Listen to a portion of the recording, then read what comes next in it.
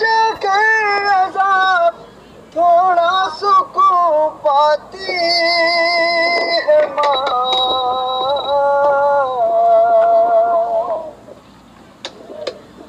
घर से जब परदेस जाता है कोई नूरे नजर, हाथ में कुरान लेकर दर पे आ जाती है माँ।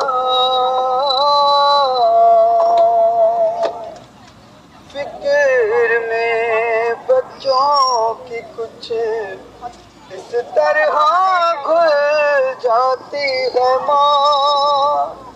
नौजवान होते हुए बूढ़ी नजर आती है माँ।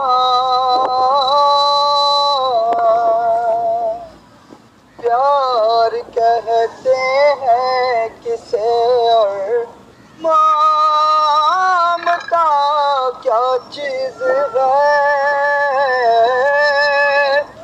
प्यार कहते हैं किसे और ममता क्या चीज है।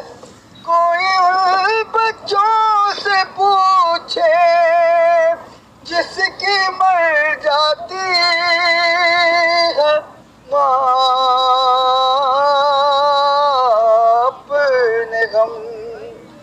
अपने गम को भूल कर रोते हैं जो शब्बीर को।